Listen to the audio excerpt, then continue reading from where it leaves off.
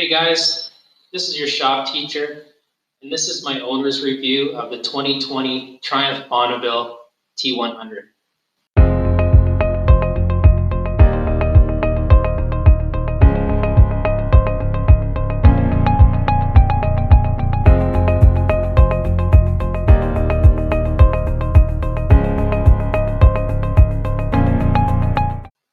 So I've owned this bike for about 3 months, and I want to give you my impressions so far.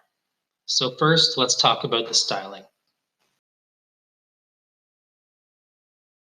So this styling is considered modern classic, but it really is classic.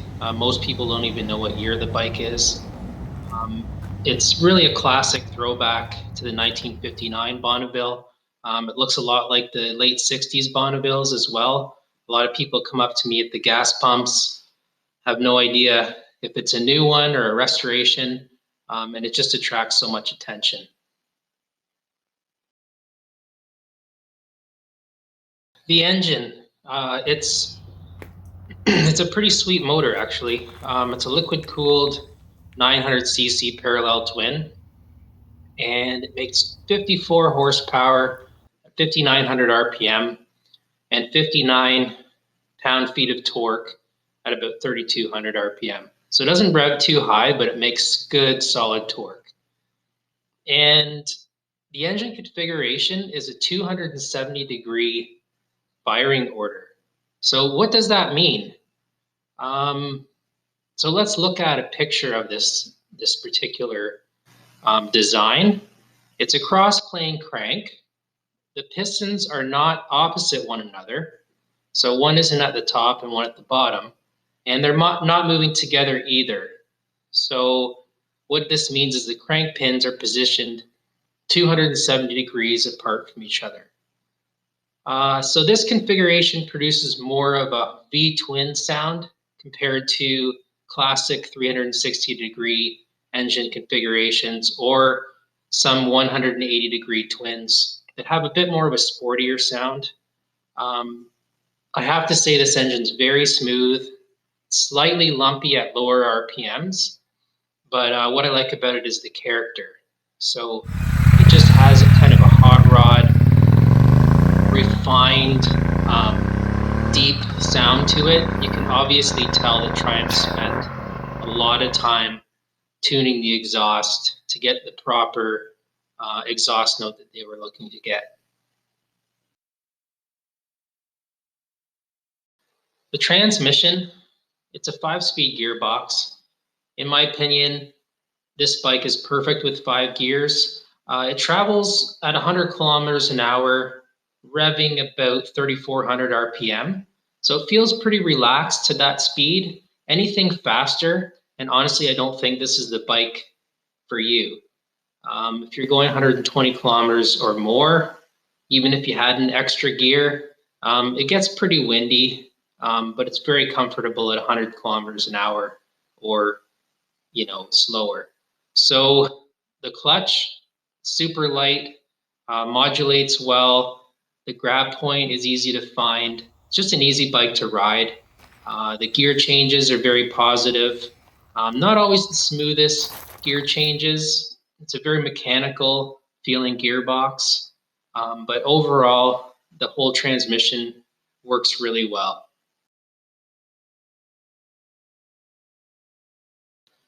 Chassis, suspension, and brakes.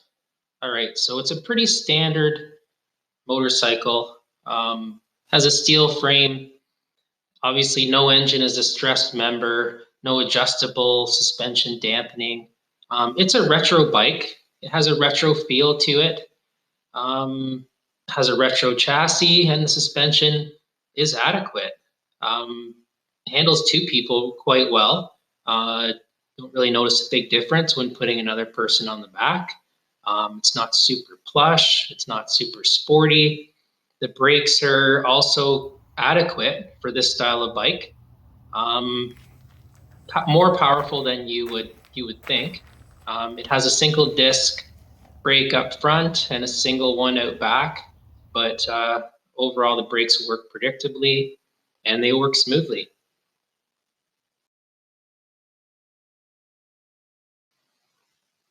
Ergonomics and Comfort. This bike has such a neutral riding position. Slightly lean forward, but very natural. Has low pegs, which makes it comfortable for your knee angle. And the seat has great padding compared to most modern bikes, although I may look at buying the accessory comfort seat just to make it that much better.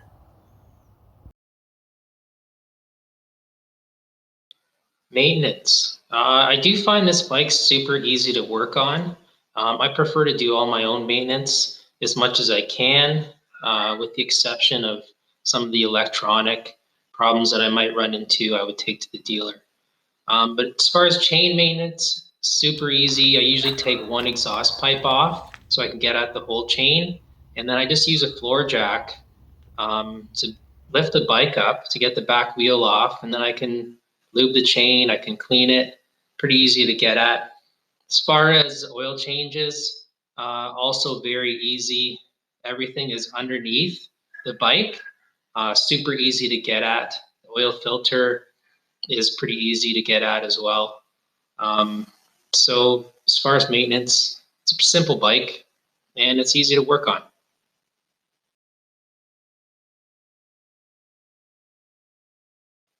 What's it like to ride? Well, it's not super fast. You feel the torque immediately, which is satisfying, and it moves the bike without having to rev it. It's not the most nimble, but when I'm riding it, I look at the exit of a corner and the bike just goes there. It's really stable and it's solid on the road. You combine the beautiful engine note with the perfect neutral riding posture and just those nice gauges to look at. It just is such a nice bike to ride. It's so satisfying.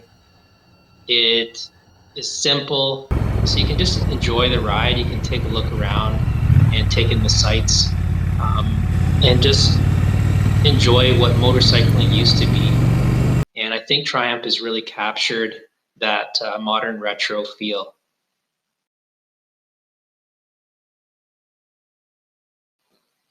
Passenger comfort, it's also very good. The seat has lots of room for two. The factory accessory passenger backrest is a nice addition as well. Or you can add a luggage rack with or without a top box. My wife and I looked at a lot of bikes and we found that the other manufacturers just don't offer factory accessories like Triumph does. So overall, for two people, we just found it was the most comfortable bike, and it offers a very neutral riding position for the rider as well as the passenger. So that concludes my review of Triumph's 2020 Bonneville T100. Don't forget to hit subscribe, and please add any comments or questions below. I love talking about my bike.